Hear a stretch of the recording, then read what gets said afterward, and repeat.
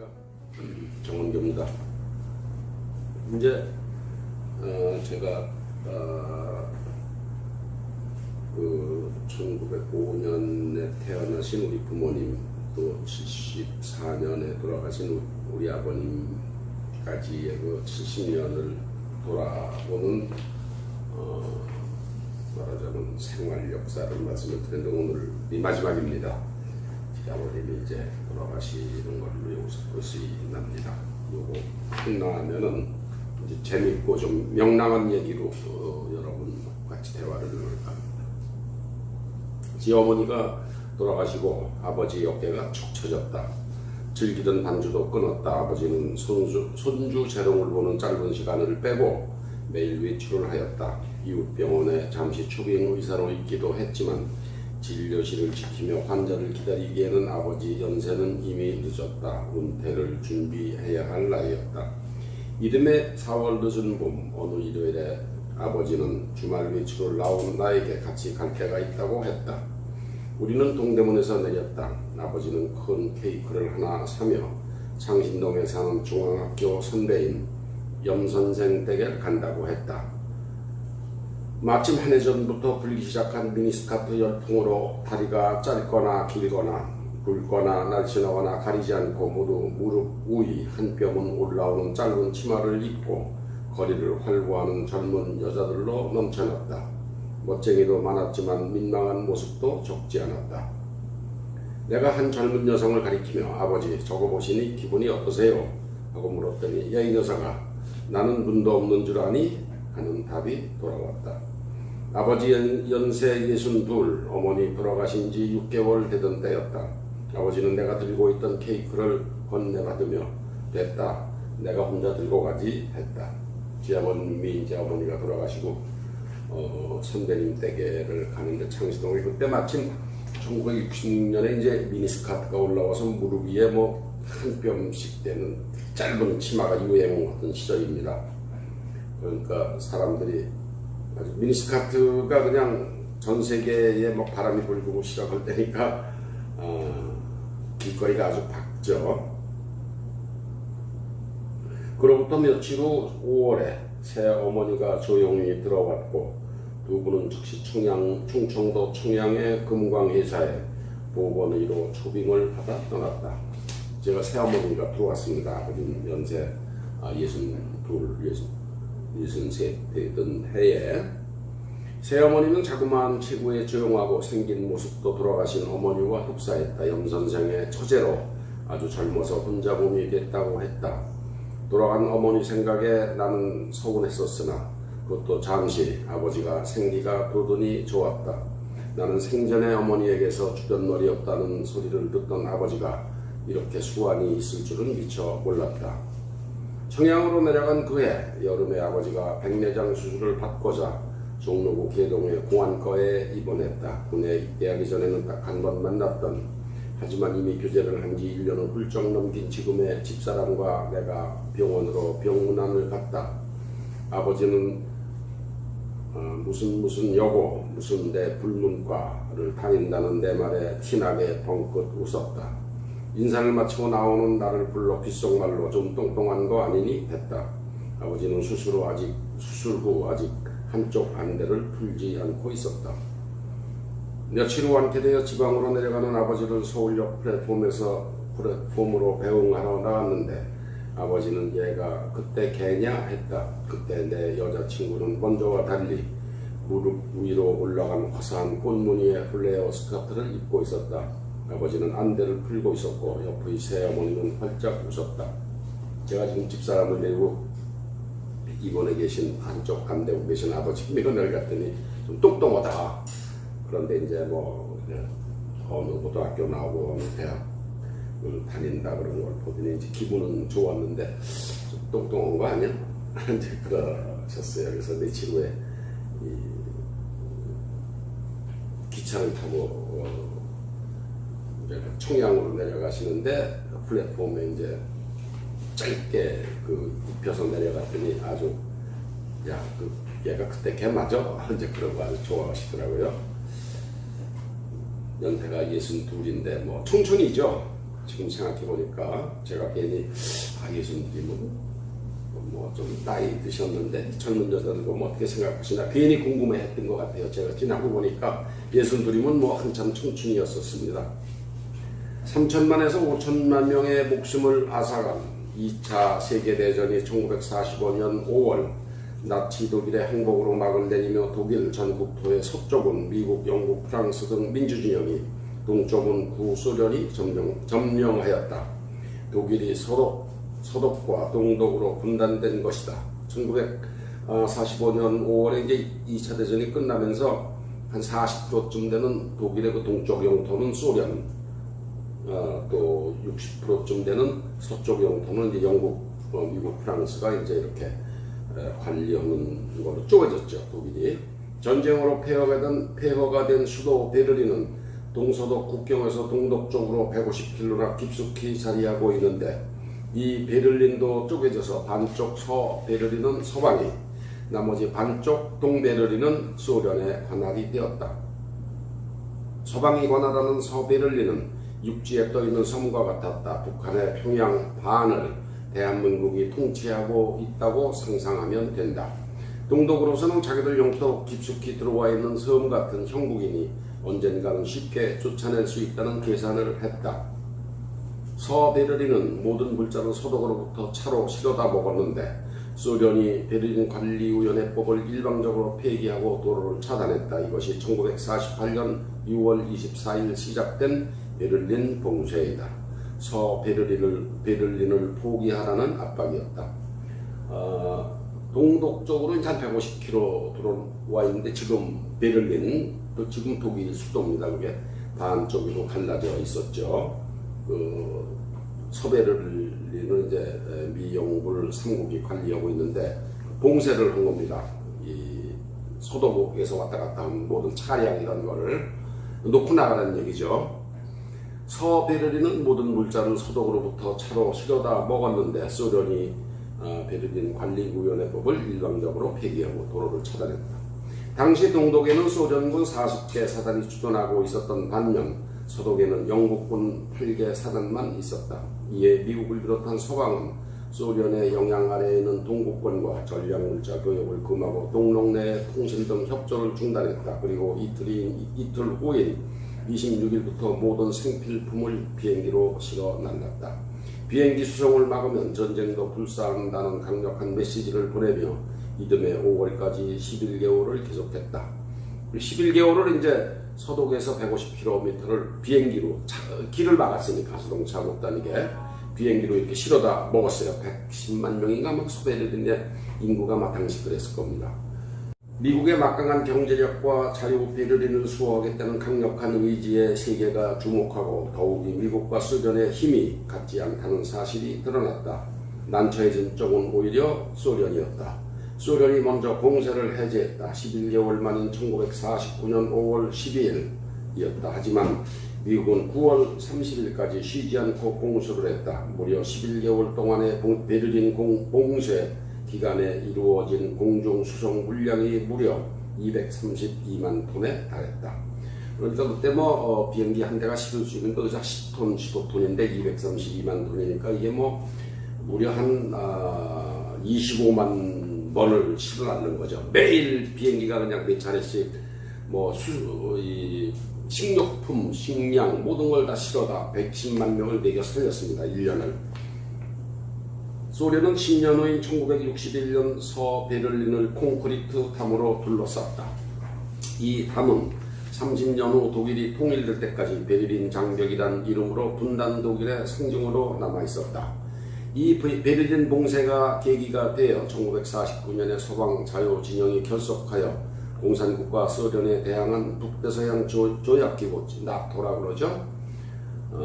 조약기구를 만들었고, 소련도 질세라 동유럽 위성국들을 결집하여 1955년에 바르샤바 조약기구를 만들면서 본격적인 동서냉전이 시작되었다. 베를린에서 큰 실패를 맛본 스탈린은 북한의 김일성이 들고 온 남침 계획서를 승인하였다. 이 남침이 시작되고 72시간 만에 서울은 함락되고, 미국을 비롯한 자유진영은 즉시 전쟁 참여를 결정하고 공산주의의 확산을 막았다. 공산주의들과의 약속은 내가 힘이 있고 의지가 있을 때는 억지로나마 지켜지지만 조금의 약점만 보이면 여지없이 휴지가 된다.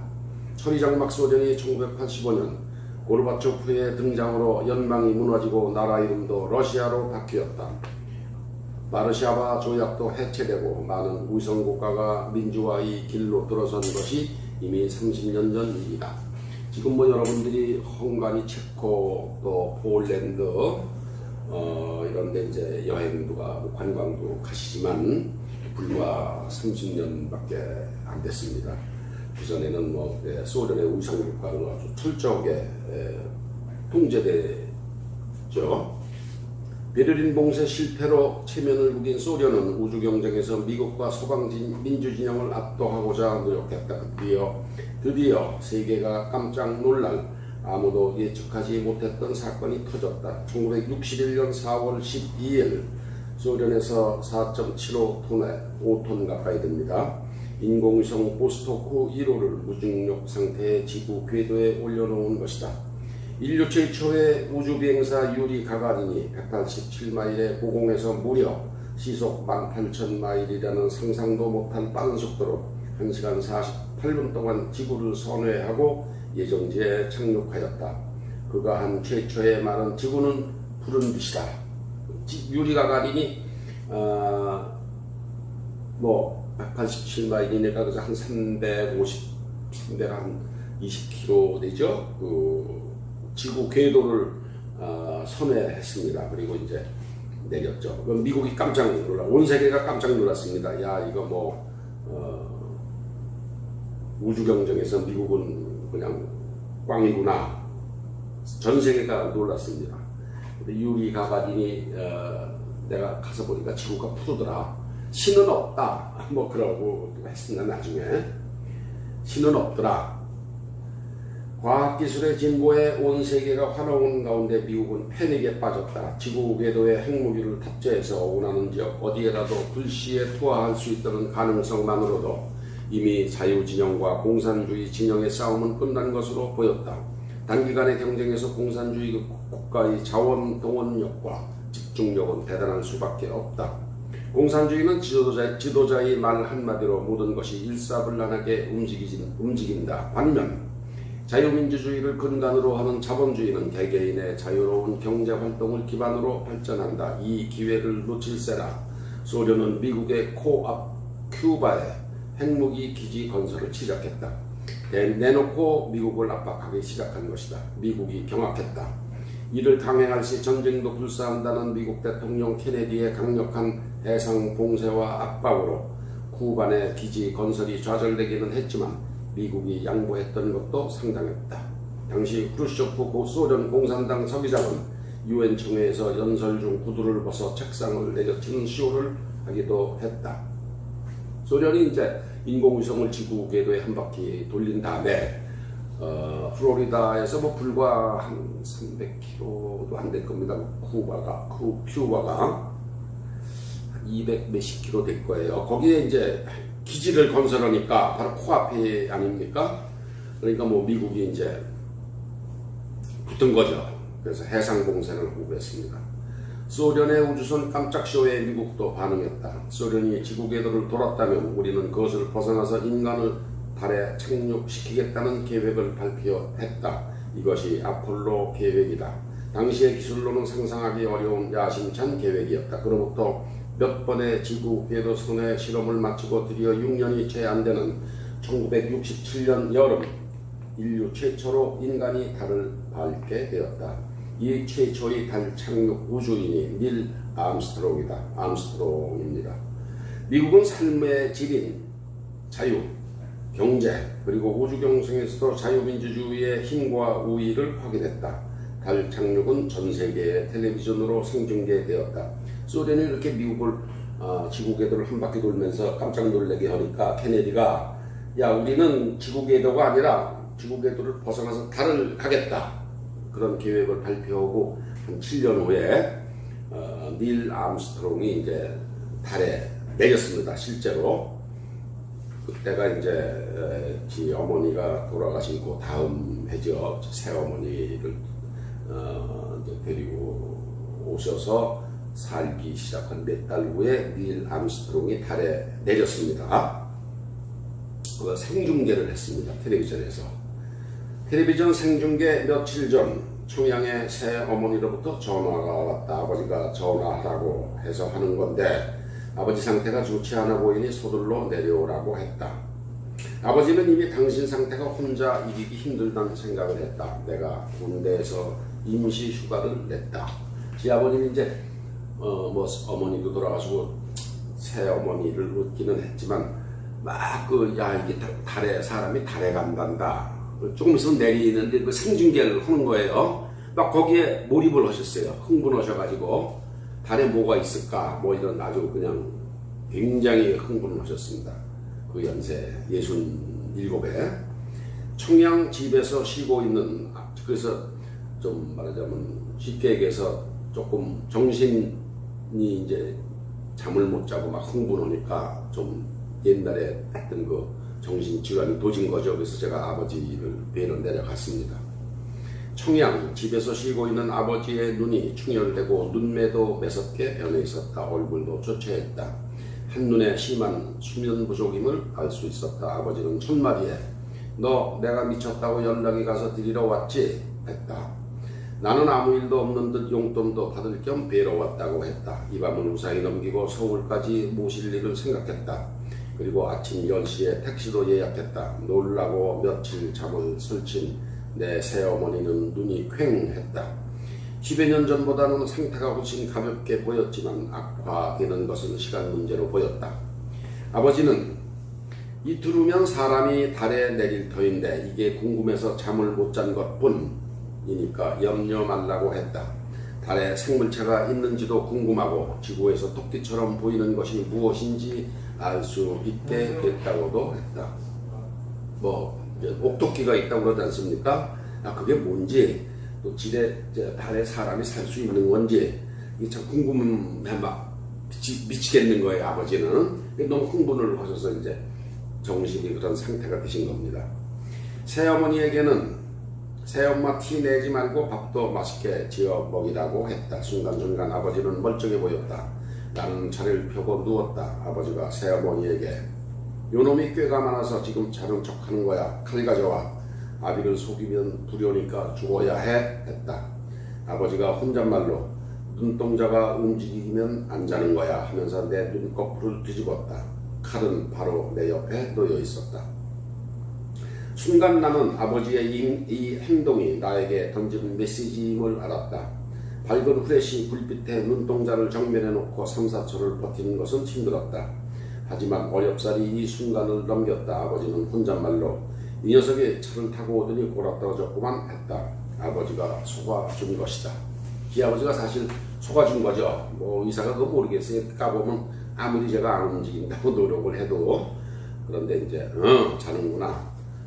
아버지를 속이는 게 아니구나. 이제 넘어가 주신 겁니다. 제가 그걸 캐치를 했습니다. 사실 그때. 사실 아버지는 내가 자지 않는다는 걸 알았다. 다만 내가 알아듣도록 혼잣말을 통해 사고 예방 조치를 하고 너는 나를 안심시켜라 라는 암시를 나에게 보내서 나름대로 자기가 목적한 바를 달성했다. 그것이 무엇인지는 본인도 설명할 수 없다.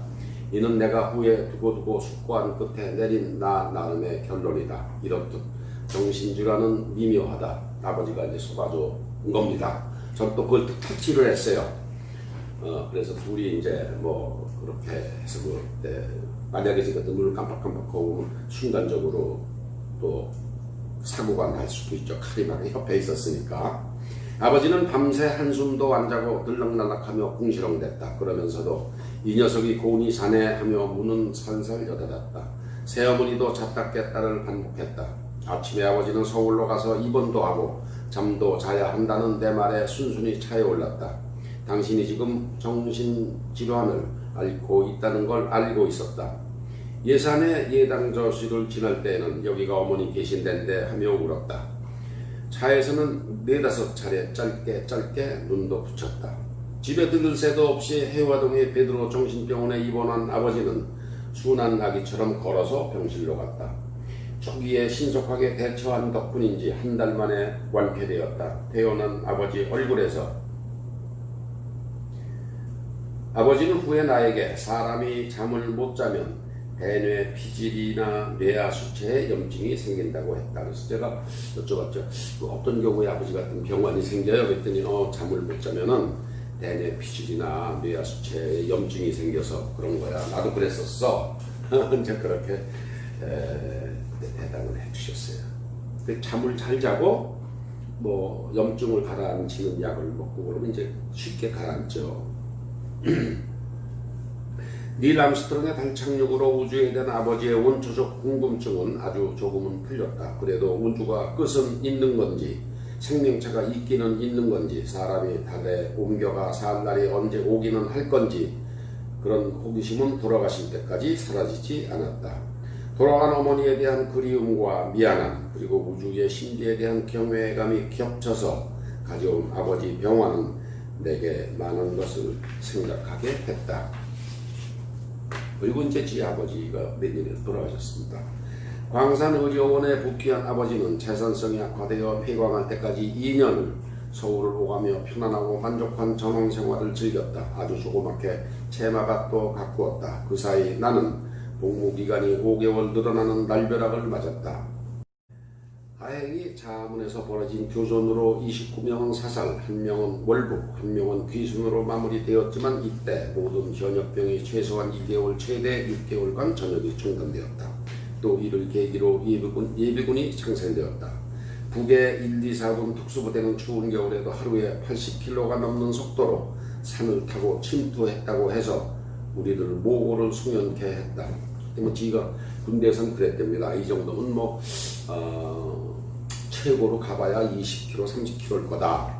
그러니까 미리 이제 캐치를 한 거죠. 이상한 놈들이 한 30여 명이 온다는 걸. 그리고 이제 방어막을 켰는데 빨리 와버린 거예요. 청와대 올 때까지 몰랐죠. 그러니까 청와대도 바로 옆에 세종 거기서 총격전이 벌어졌습니다. 그때 이제 한 명이 귀순 이제 숨었다가 손을 들고 나왔는데 김신조 씨입니다. 그 사람이. 아버지는 청양의 의료원이 문을 닫자 곧 제주도로 옮겼다. 내외는 자주 서울 나들이를 했다. 손주들 재롱도 보고 청계천을 들러 뱀탕집도 들렀다. 아무리 의사라도 신체 노화는 피해갈 수 없었다. 아버지는 그렇게 3년을 지내다가 제주 생활을 정리하고 현역에서 은퇴했다. 65세가 되던 1970년 여름이었다. 군복무 중 내내 데이트하며 제대를 기다리려나 또 3학년에 복학한 후에는 잔뜩 밀린 학점도 따고 취직에도 마음을 쓰느라 허둥댔던 나는 주위를 차분하게 둘러볼 줄을 몰랐다. 애초 1월 제대가 6월 말로 연장되었지만 나는 상관 박기순 대위의 배려로 어렵사리 신학기인 3월에 복학할 수 있었다. 하지만 매주 하루나 이틀은 부대에 들어와야 했다. 내 상관 박기순 대위는 후에 준장 진급도 했고 공군본부에서 국장도 역임했다. 그 당시 이미 내 위에 형 둘은 결혼하여 군가했고 내 뒤를 이어 충교가 휴학을 하고 입대를 준비하고 있었다. 지모 형제가 이제 제대하면 한 놈이 오면 하나가 한 놈 가고 그랬습니다. 아버지는 집에서 쉬시며 은퇴 후 집에서 쉬시며 시조도 읊고 이를 녹음으로도 남겼다. 청산리 벽계수야 시감을 자랑하라 등도 노래로 남겼다. 손주들과 어울리는 소리도 녹음했다. 주위에는 이미 함께 어울릴 만한 지인들도 몇 없었다. 인생을 개업의로 보낸 아버지는 특히 더했다. 두 분은 한두 달씩 제주를 다녀오기도 했지만 이제 병원 일은 잠깐도 버거웠다.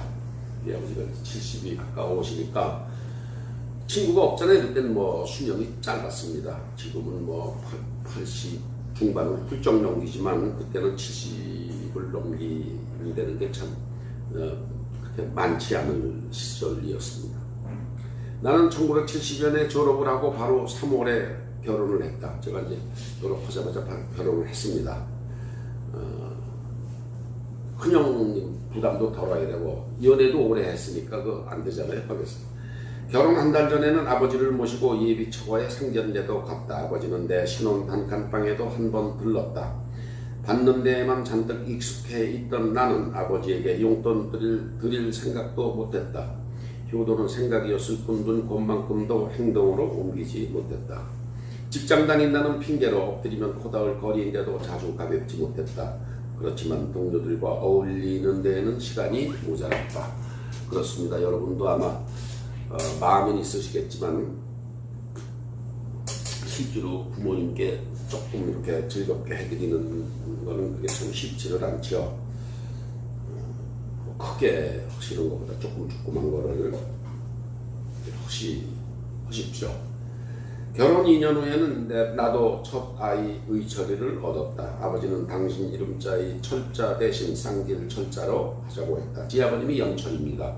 정연철, 연자 돌리면 저는 또 아들을 위해서 의철이 철자를 썼죠. 그래서 아버님 자 철자를 썼더니 그 이병철 시험 때 하는 그 철자는 그대로 쓰되 한글로 한문만 붙이라고 해서 제 아들이 의철입니다. 의철이가 태어난 이듬해 봄부터 아버지는 기침을 시작했는데 어머니처럼 폐암을 진단받은 아버지는 항암 치료를 마다했다. 신음도 안 냈고 보기에 안타까울 정도로 아픔도 잘 참았다. 이제 병원을 관두시고 한 3년 계시다가 1974년에 폐암 진단을 받으셨습니다. 당신은 먼저 간 어머니와는 다른 모습을 보여야겠다고 작정한 듯했다. 지 어머니 그 폐암으로 8년 전에 들어가셨는데 그때 참 고통스러워 하셨는데 지 아버님은 끙끙하고 잘 참으셨어요. 사랑하고 존경하는 내 아버지는 그렇게 몇 달을 조용히 견디고 눈을 감았다. 한 번도 치료받으러 병원을 안 가셨습니다. 그냥 혼자 참고 계시다 돌아가셨어요. 아버지는 어머니 곁에 모셨고 새어머니는 조용히 언니 댁으로 옮겼다. 그리고 큰 누나와 형수랑 몇 번 연락을 주고 받은 후 소식을 끊었다. 지방 어느 절에서 지낸 몇 년 후에 모습 그대로 깔끔하게 생을 마감했다는 얘기를 들었다. 그분의 명복을 빈다. 14년에 이제 돌아가셨습니다. 이렇게 해서 이제 제가 1905년부터 74년까지 70년을 산 지 부모를 생을 읽어드리면서 그 당시에 사람들의 생활상 생각하고 있는 거 이런 거를 여러분이 짐작을 하시게끔 글을 썼습니다. 글을 마치며 나는 어머니로부터 부모만한 자식 없고 형만한 아우 없다. 그리고 부모만한 자식이 없고 형보다 난 아우 없다. 지 어머니가 항상 그런 말 아주 경을 외다시피 그렇게 하셨습니다. 그런 말을 들으며 컸다. 깊은 곳에 숨어있던 자그마한 기억들을 끄집어내면서 나는 내 부모님과 누님과 형제들에 대한 고마움과 사랑을 다시 한번 느낀다. 장녀로서 출가 전에는 물론 결혼해서 끝까지 부모를 지탱한 머리 좋고 억척스럽기까지 한 사랑하는 내 큰 누나, 어머니를 빼다 박은 듯 자녀를 위해 희생의 삶을 산 내 작은 누나, 마음껏 뜻을 펼쳐보지 못했던 영민하고 정 많은 내 작은 형, 이 셋은 시대가 준 고통을 고스란히 떠안은 시대의 희생자이기도 하다. 한참 민감한 사춘기 청년기에도 어려운 집안 사정을 꿋꿋이 견딘 게 바로 우리 형입니다. 우리 형은 여전히 내가 쫓아다니며 말년을 함께 보내고 싶다. 형편이 되면 그랬으면 좋죠.